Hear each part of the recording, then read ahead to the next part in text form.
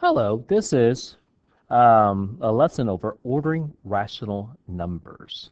There are many ways to order rational numbers. One way is to look at when you're given a fraction, you can use place values or you could divide. So let's look at an example first. So we have a fraction called 2/5. So we have a fraction 2/5.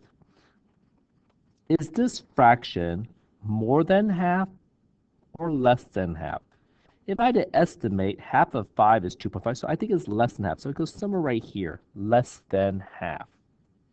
So I know the answer will be less than 5/10. Let's shade this in. So I cut this into fifths, and I shaded 2 of the 5 pieces, the sections, and you can see it's less than half. So one way is called place values. Do you like working with tenths or hundreds? If you suggest tenths, what is the relationship between 5 to 10 times 2 times 2? 2 times 2 is 4/10. So what decimal is 2/5? 4/10.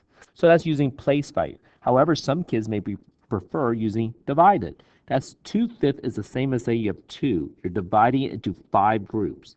Can 5 go in 2? No, it cannot. So it goes in 0 times. 2 minus 0 is 2. How do I get rid of this remainder? I annex a 0. I bring it down. How many 5s go into 20? 4 groups. So we have 0.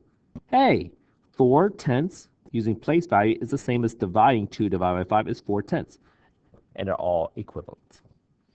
Let's try another example. You have the fraction 3/8. Is this more than half or less than half? Well, half of 8 is 4, so it's less than half. And to prove it, if I divide this into 8 parts, and shade in 3 of them, it's less than half. So can we use place values for 3/8? Does 8 go into 100 easily? Is it compatible? No, it is not. So let's divide this. 3 divided by 8. Can 8 go into 3? No, 0 times. 3 is the remainder. How do I get rid of this remainder? I annex a 0.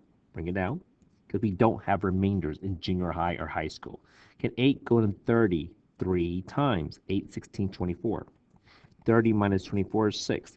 Annex another 0. Bring it down. How many groups of 8 go into 60? 7 times. 60 minus 56 is 4. Annex another 0. Bring it down. How many 8s go in 40? 5 times. So we have 375 thousandths. So 3/8 is the same as saying 3 divided by 8, or 3 divided by 8 groups, or 375,000, which is less than half, or 500 thousandths.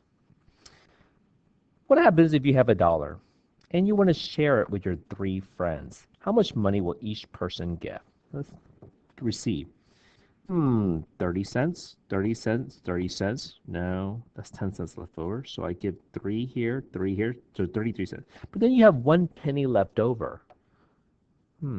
So they're not going to get exactly 33 cents. It's going to get a little more than 33 cents. Well, we're going to be learning something called a repeating decimal. A repeating decimal is a fraction or a decimal that repeats. And you note it with this repeating bar above it. So 1/3, I shaded 1/3, which is less than half. And so let's divide this. 1 divided by 3. Can 3 go into 1? 0 times. So 1 is the remainder. Annex a decimal, or 0. Bring it down. How many 3's going to 10? 3 times. 10 minus 9 is 1. Annex another 0. How many 3's going to 10? 3 times. 1. So does this look like you see a pattern right here? Does it look like it is repeating? Well, to show that it's repeating, you draw a bar over the number that repeats. What's repeating? The 3 is repeating. So I put a bar above that. So it'd be like 333333333, 0.33333, and that is called a repeating decimal. So the next activity we're going to do is, now that we kind of know how to turn a fraction to a decimal by either using place values, like this example right here, or dividing the numerator divided by denominator, like this, we're going to be putting fractions from least to greatest or greatest to least. So our first one says 1/2. So 1/2 goes right here. That goes right. So what we're going to do is we're going to note it with the letter L and write 1/2. I is negative 1/2. That goes left of 0. So this is I, and this is negative 1/2. Next one, R is negative 5/6. So that goes left of 0. So this is R, and it's negative 5/6. S is 2/3. 2/3 is going to right of 0, and it goes right here. And that's S, that's 2/3. N is negative 1/8. That goes left of 0, so it goes to N. That's negative 1/8. A is 5/12. So 5/12 go right here. And let's note this. This is A, and this is 5/12. That goes right of 0. A is negative 2. Oh, let's get back to 1/3, 2/3. Oh, left, negative. Oh, so left of 0. So negative 2/3 goes right here. So I'll put it right here. Let me make it a little longer. Negative 2/3, and that's letter A. Next one, we have negative 5/12. Oh, here's 5/12. So negative 5/12 means it goes left of 0. So let's go right here, and that's O, negative 5/12. And last but not least, T is negative 5/8, right left of 0, negative 5/8. And it goes right here, and that is, I'm going to put it right here, negative 5/8. So this is how we could do it with putting it from least to greatest. Remember, least is found on the negative side, greatest is found on the right side of 0. So least to greatest or greatest to least. However, what if you don't have fraction towers? Is there a way we can do it without fraction tower? We want to find an equivalent fraction. In elementary school, you may have heard something called common denominator. Do you know what 6, 3, 2, 12, 8 all share in common? Do you know the multiples of 6? 6, 12, 18. Oh, I think it's 18. 3, 6, 9, 12, 15, 18. 8, 16, 24. Oh, no, it's not 18. Wait, 12. The common denominator is 24. Do you remember something called least common denominator? So we are going to name an equivalent fraction. So this is negative 5/6. How do you build negative 5/6 to 24?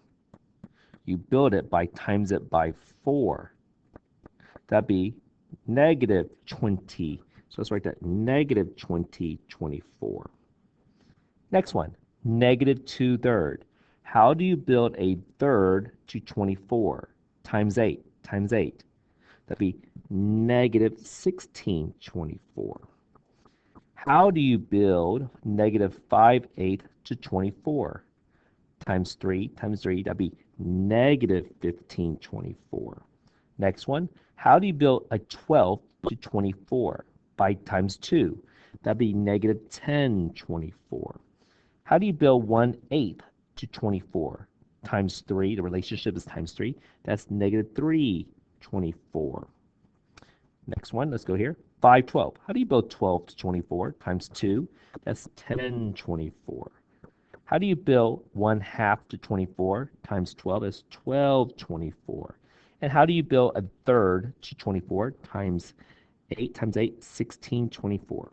As you notice, the fractions are from least to greatest. The least one is negative 20, 24, negative 16, 24, negative 15, 24, negative 10, 24, negative 3, 24, 10, 12, 16.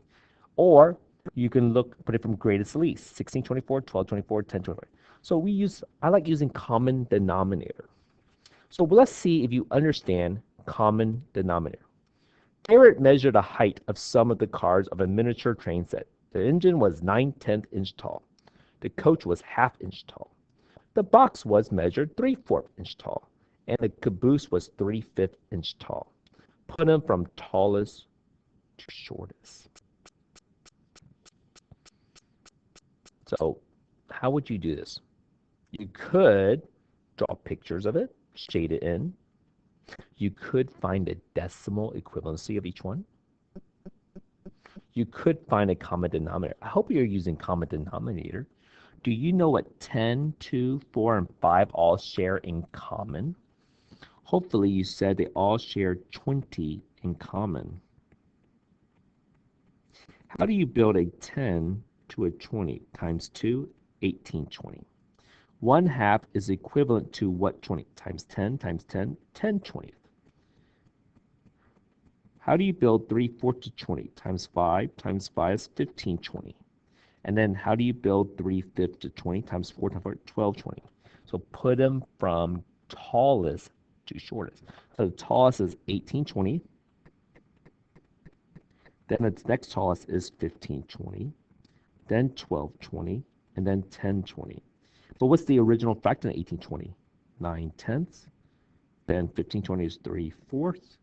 Then is 3/5. And then 1/2. That's one way to do it. Some people prefer using place values.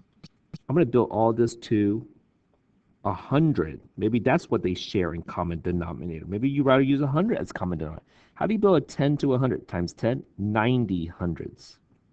How do you build 2 to 100 times 50? 50 hundreds. How do you build 4 to 100 times 25? 75 hundreds. How do you build 5 to 100 times 20? That'd be 60 hundreds. Put the numbers and decimals from tallest to shortest. So again, 90 hundreds is the largest. Oh, yep, tallest. Then the next tallest is 7,500, which is 3/4. The next tallest is 3/5 or 60 hundreds. And the last shortest is 50 hundred, 1/2. So hopefully there are many ways to solve problems. You can use decimals, or use common denominator.